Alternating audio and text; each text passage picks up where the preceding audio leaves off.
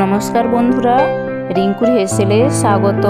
বন্ধুরা, আজ চলে এসেছি এক নতুন রেসিপি নিয়ে। একেবারে ভিন্ন ধরনের, ভিন্ন স্বাদের এক মজাদার লোভনীয় রেসিপি, পিৎজা রেসিপি আমি আজকে আপনাদের বাড়িতে বানিয়ে দেখাবো।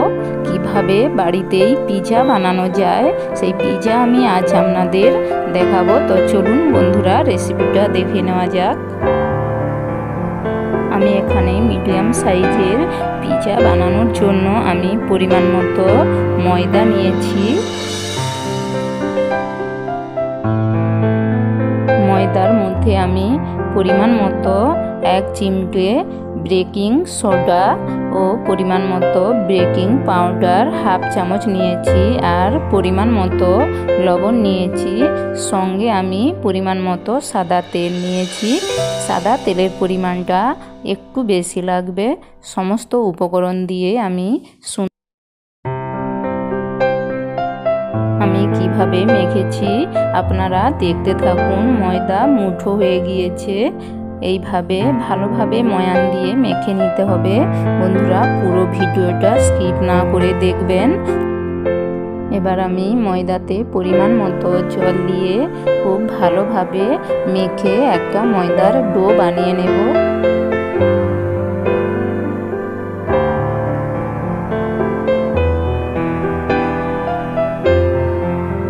ময়দার ডো বানিয়ে নিয়েছি। এবার আমি এটা আধ ঘন্টার জন্য ঢেকে রাখবো।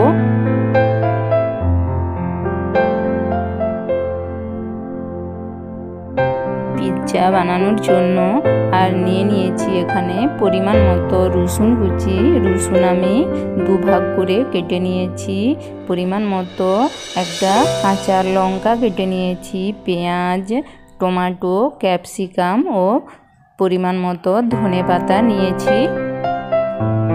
আমি এখানে শুকনো খোলায় কয়েকটা গোলমরিচ ও সামান্য পরিমাণ গোটা জিরে ভেজে গুঁড়ো করে রাখবো। বন্ধুরা, পিৎজা মশলা দোকানে পাওয়া যায়, আমার হাতের কাছে রাখা নেই, তাই আমি জিরে ও মরিচ গুঁড়ো করে দেব। আধ ঘন্টা পর আমি ঢাকা সরিয়ে নিয়েছি। ময়দার ডোটা আমি আবারও হালকা মেখে নেব। হালকা মেখে নিয়ে আমি হাতে একটা শেপ বানিয়ে নেব। আমি এখানে মিডিয়াম সাইজের একটা থালা নিয়েছি, আপনারা চাইলে বড় থালা নিতে পারেন। থালার মধ্যে আমি সামান্য পরিমাণ বাটার মাখিয়ে দেব।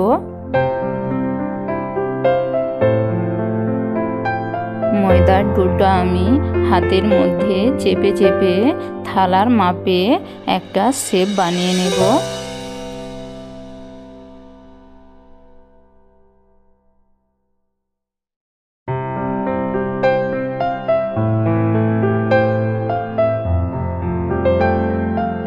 আমি থালার মাপে গোল শেপ বানিয়ে নিয়েছি। এবার আমি থালার মধ্যে ময়দার শেপটা রেখে দেব।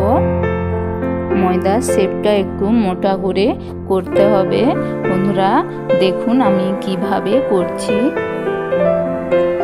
আমি এখানে একটা টমেটো সস নিয়েছি।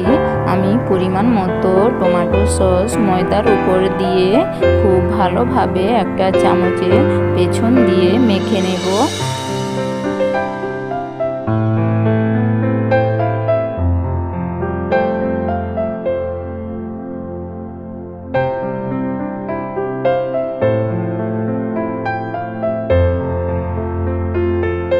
সসটা একটু বেশি পরিমাণের দিতে হবে। সমস্ত ময়দার ওপর সুন্দর করে মেখে নিয়েছি।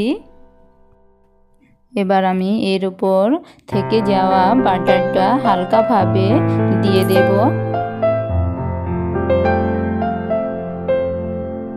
আমি এখানে একটা 20 টাকা দামের চিজ নিয়েছি।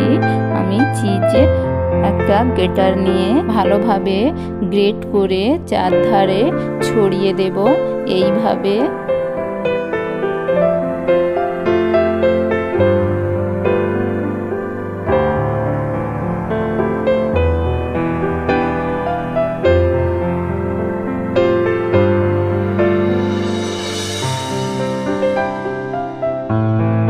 চিজ আমি ভালো ভালোভাবে গ্রেটারে গ্রেট করে নিয়েছি।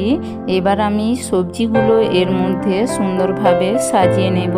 টমেটো, ক্যাপসিকাম, লঙ্কা, রসুন, পেঁয়াজ ও ধনে পাতা কুচি আমি ভালোভাবে সাজিয়ে নিচ্ছি। আপনারা দেখতে থাকুন।